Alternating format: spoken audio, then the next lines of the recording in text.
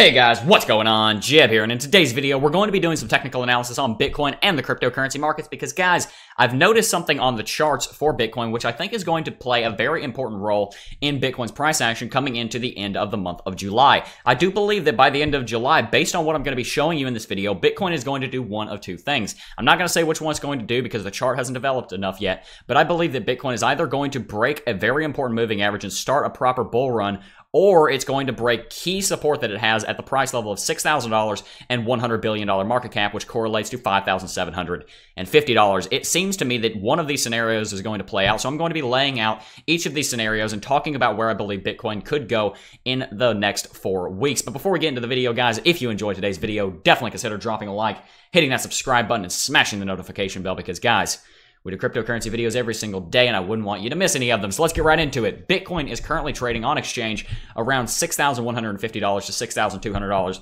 depending on where you're looking. It's down about 3% in the last 24 hours. Now, guys, like I talked about in yesterday's video, which you can watch up here, just because the market is red, that doesn't necessarily mean that Bitcoin is unhealthy. I'm going to also show you in today's video how this little pullback that Bitcoin is having could also potentially be a very healthy pattern, which will lead into an inverse head and shoulders. It looks like we could be setting up for that. But at the same time, guys, a 3% down day, that looks to me like a buying opportunity. 3%, a negative 3% that is colored red looks like a discount to me. And that's exactly how I treat these low prices on Bitcoin because I don't trade Bitcoin in very short term. If I did, there are ways that you can make a lot of money doing that. I do longer term trades, 2-week, month trades, or up to a year trades where I do, well, those aren't trades, but up to a year investments. I like to invest for the long run. If you guys are investing for the long run, now is a phenomenal time to be buying Bitcoin because even if the price goes all the way down to $3,000, $6,000 is still a very big discount from all-time high, and I think $6,000 will look tiny. It'll look like pittance in a couple of years. Guys, I remember when $6,000 was all-time high for Bitcoin. It wasn't for very long. We were in a bull run, but I do remember that, and it wasn't even a year ago. So, guys, the entire history of cryptocurrency has been very fruitful, even though the last 7 months have not been so. Treat it like a discount because I think we are in on the ground level of something very, very powerful. But Bitcoin is down 3% in the last 24 hours. The rest of the cryptocurrency market is likewise red. As we can see, we don't have very much green here, but we do have a little bit. Most of the market is red, around 5%. Looks like I've never heard of that crypto. That is up 5,000% in the last 24 hours. That's an interesting one. I'll have to look into what happened there. That's pretty funny. Okay, that's pretty interesting. Market capitalization for Bitcoin is hovering around $106 billion. That is an important thing to look at because Bitcoin, if it continues to retrace and if it continues to go down and break $6,000 is an important level of support. If it does that, not saying it's going to, but if it does, $100 billion market capitalization for Bitcoin turned out to be a very, very important level of support in the last month. Bitcoin got a double bottom down here on the $100 billion market level of support. Let's come over here and zoom in on the chart so I can show you this. Bitcoin, when it double bottomed recently, it got support on $100 billion in market capitalization. The bulls defended that very, very, very powerfully and very well, I might add. We broke through $6,000 and got support down at $5,750, which has turned out to be a much more important level than I would have initially predicted it as being. Total daily volume for the cryptocurrency market isn't doing that great, but you wouldn't expect it to be because of what we're seeing. Bitcoin is currently trading downward. We're not seeing a ton of volatility. Bitcoin is in the makings of an inverse head and shoulders pattern. There's a lot of reasons why this volume is down. Those are just a few of them. Total daily volume for Bitcoin is around $3.6 billion, and total market volume is around $11.6 billion. We have broken $250 billion in market capitalization for the entire cryptocurrency markets. Now, guys, this kind of market capitalization level of support, I don't believe is as strong as the one I just showed you on Bitcoin because you have to move the entire market. You have to defend the entire market to actually defend a price level of support here on total market capitalization. But with Bitcoin's market cap, all you have to do is get in the Bitcoin market to defend that. So it's a little bit more powerful on Bitcoin's market, I would say, than it is here on the total cryptocurrency market. So that's about all we want to see on CoinMarketCap. Let's go over here. And the first thing I want to do is break down this inverse head and shoulders pattern, and then we're going to get into those two scenarios that I talked about earlier on in the video. I talked about in the last couple of days how this pattern right here is looking to me like it's becoming an inverse head and shoulders pattern. If we zoom in here on the daily chart, we can definitely see that this is starting to look like an inverse head and shoulders pattern. Just because it looks like an inverse head and shoulders pattern so far doesn't necessarily mean it will become one. We're going to talk about that. But if we were to draw it, we would see the shoulder right here, the head right here, and the shoulder right here, and then maybe a jump up here up to the neckline. Now, guys, I know a lot of you guys are very new to cryptocurrency, or not necessarily very new, but a lot of you guys are newer to cryptocurrency and you're still learning, so we'll go over what an inverse head and shoulders pattern is. An inverse head and shoulders pattern is the upside down variety of a head and shoulders pattern, and the head and shoulders pattern is essentially a reversal pattern. Typically, you see a head and shoulders pattern forming after a bull run, and then you would see a cool-off period where you would see something like this happen. You would see the market go up, form a shoulder, go up, form a head, and then a shoulder, and then go down. That would be a head and shoulders pattern with a neckline right around here. In our case, the neckline is right here, and the first shoulder is right here, the head right here, and the next shoulder could possibly be right here. Now, this is an important level. This is an important formation to look at because this is a reversal pattern of the trend that you were currently in. And since we were in a bearish trend for the last month and a half leading into the beginning of this head and shoulders pattern, if this does play out, then this should lead Bitcoin on to another rally. That's one of the 3 scenarios that we're discussing in today's video. Now, guys, one thing to keep in mind with the inverse head and shoulders pattern is you need volume confirmation for this. The first shoulder should have more volume. The head should have a little less volume, and the third shoulder should have even less volume because of the way the price is kind of constricting on itself. And that's kind of what we see here. It's not perfect. Let me move this chart a little bit so we can see that volume better.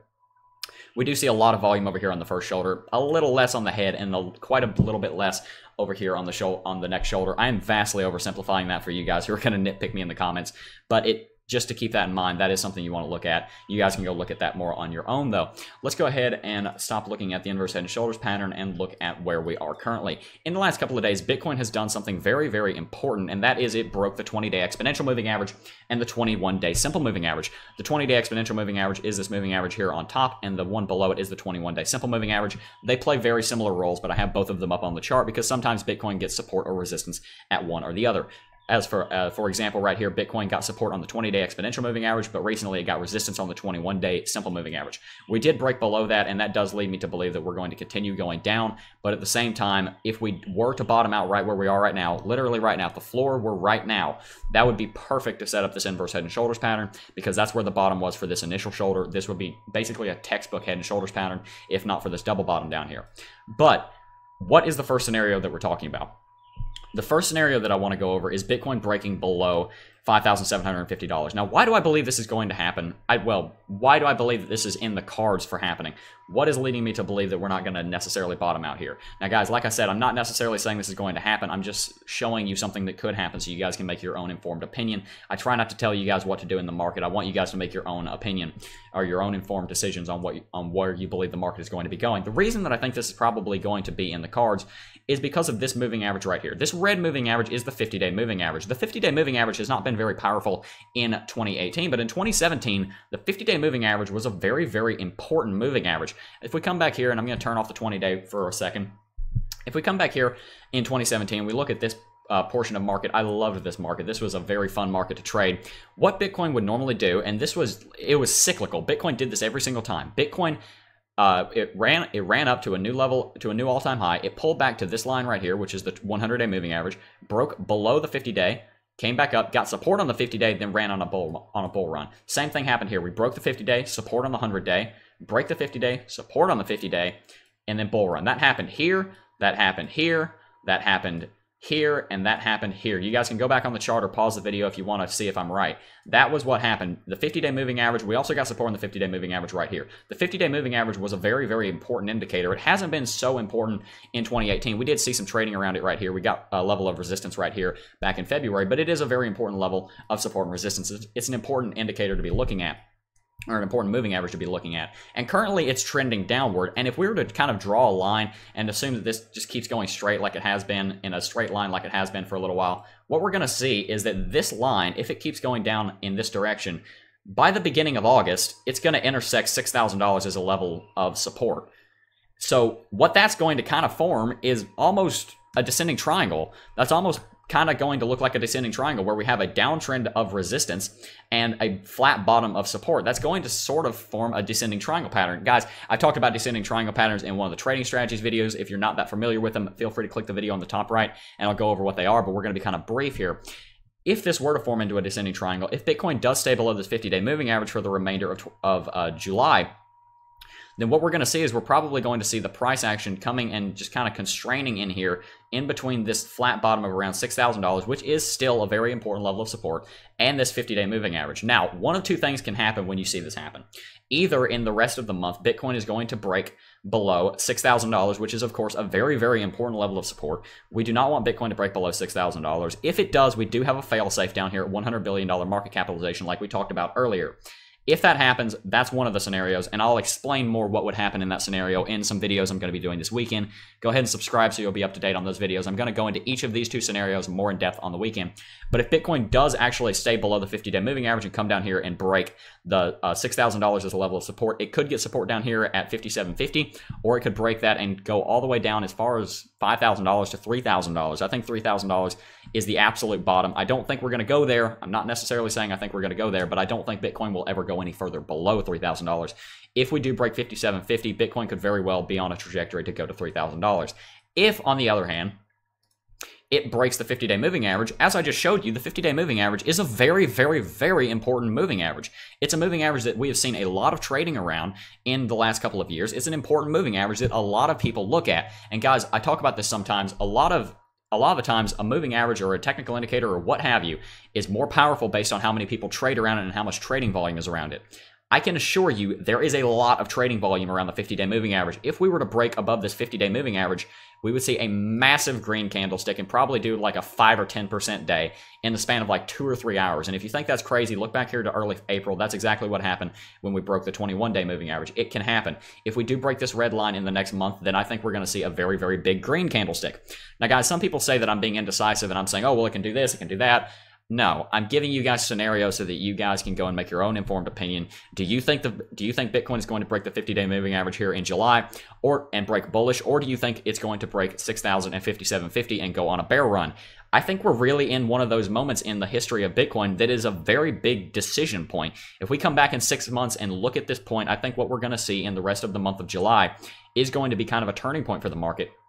If Bitcoin breaks this 50-day moving average, then it's not necessarily going to mean a bull run, but I think it's going to be I think it's going to make it a lot easier for a proper rally to form. And if that does happen, then we would have potential for Bitcoin to go up here and break this descending triangle pattern. Or like I said, if it stays under the 50-day moving average, it could be that we are about to break bearish out of this descending triangle pattern. I'm interested to hear your opinion in the comments down below. Tell me in the comments what you think is going to happen. Is Bitcoin going to break bullish, break above the 50-day moving average? Is it going to form a head and shoulders, an inverse head and shoulders pattern, and then go up and break the 50-day moving average? Or is it going to break below $6,000 and $5,750 and run all the way as low as $5,000 to $3,000? I am very interested to hear your opinion. If you have any awesome points that you would like me to put in this weekend's videos, I'm going to be making 2 videos this weekend. I'm going to be making a video where I explain what will happen or what I think would happen if Bitcoin breaks below these levels of support down here around $5,750 and $6,000. I'm going to be making a video explaining what I think we would see if Bitcoin were to break those. I think we will probably see Bitcoin go all the way down to at least $5,000, perhaps $3,000 if we do break those. And then on the next day, I'm going to be making a bullish video talking about what I foresee happening if we break above 5,000, above the 50-day moving average. Tell me in the comment section down below if you'd like to see any points put into that video. Tell me in the comment section down below what you think of the video, and if you think I'm right in believing that the rest of July is going to be a very important month. I'm interested to hear your comments. Let's get a discussion going on down in the comment section down below. But anyway, guys, if you enjoyed today's video, definitely consider dropping a like, hitting that subscribe button, and smashing the notification bell, because, guys, we do cryptocurrency videos every single day, and I wouldn't want you to miss any of them. So I want to thank each and every single one of you for watching, and I will see you guys in the next video. Peace.